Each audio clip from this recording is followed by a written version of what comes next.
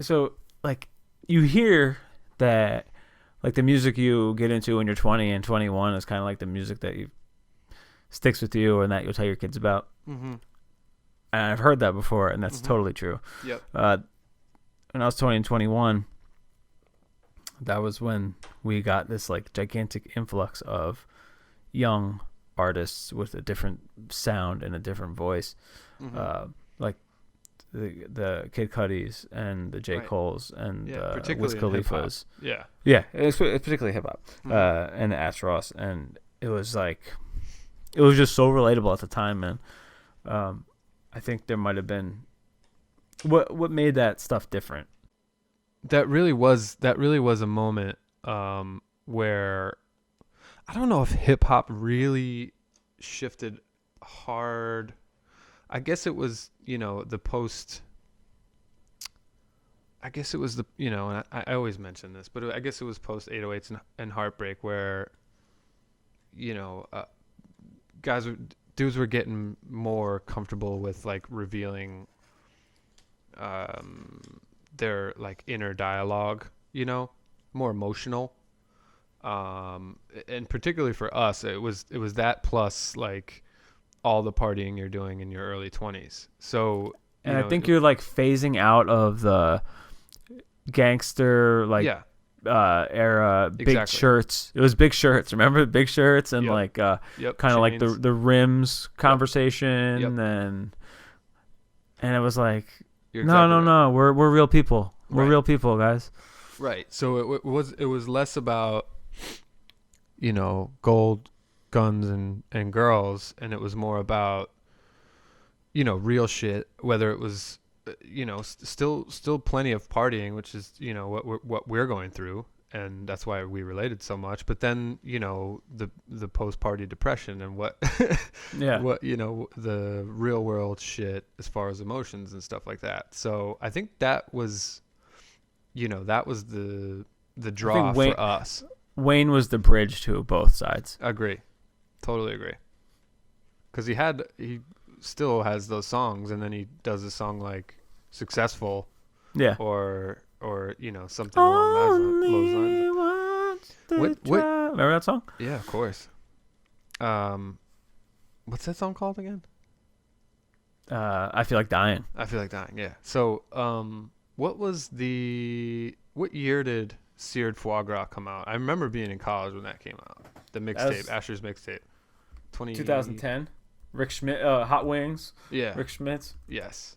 So I talked to him about this specifically, and that's his favorite tape that he did. Okay. And That's good to know. Because I remember, it's not much of a story, but I remember when it came out that week, going to a party that following weekend, and Yeah, it was on 2010. at the party. Like, and we were talking about it. Like, it was some random party. I didn't even know the dudes, but it was on, and we were talking about the mixtape because we all loved it, Which The blog era was so big then. Like, Yeah. the blogs were breaking these artists. Yep. Two Dope Boys. And Yep, Two Dope Boys was the big one, yeah. So that was recorded in New York City. In what he was saying was like a bathroom. Seared Foie And Gras to was? Seared Foie Yeah, Gras? Seared Foie Gras. And to Okay. hear that, like, to, like, take me back to where we were then, and, like, you kind of think that these dudes are, like, recording in a gigantic fucking studio at RCA right. or Yeah. Atlantic, and he's like, no, we had this little spot in New York City, we just came from Atlanta, and we recorded it in a bathroom in New York City. That's amazing. Like, damn, like, that's wild. Particularly And, with hip hop, all if you've got the beats, like in the case of a mixtape, you're just recycling beats basically. So in that case, all you need is to do the vocals, and you can really do that anywhere. That's why dudes like have setups on their bus, or you don't need a major studio. You don't need to pay for that time. So that's why, particularly with mixtapes, it's dudes can just bang them out. It wasn't kind of the commercial stuff that Right. people wanted, Yeah, totally. and it was kind of like, this is what I want to do. Right. So, Right. I heard him say in an interview, not with me, with someone else, that his big studio album, Asleep in the Bread Aisle, was Uh-huh. cost $300,000 to make. They put Wow. 300,000 into it to make. Holy shit. And yeah, with like, features and marketing and all that Yeah. shit, studio time. Uh-huh. And then his second album, which he did independently, he did it for like 20 or 30. Mm-hmm. It makes you think like, man, there's so much money wasted probably in the, in the big music industry. That's part of the like trend towards, independently releasing music, is that,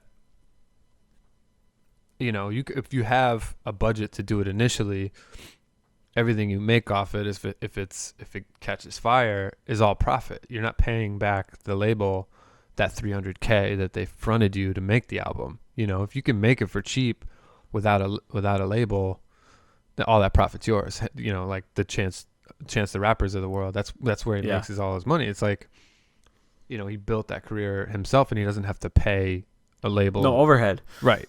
So, I get it. I get, that's the danger, or the downside of like signing with a major label, is they'll spend the money, but they want it back,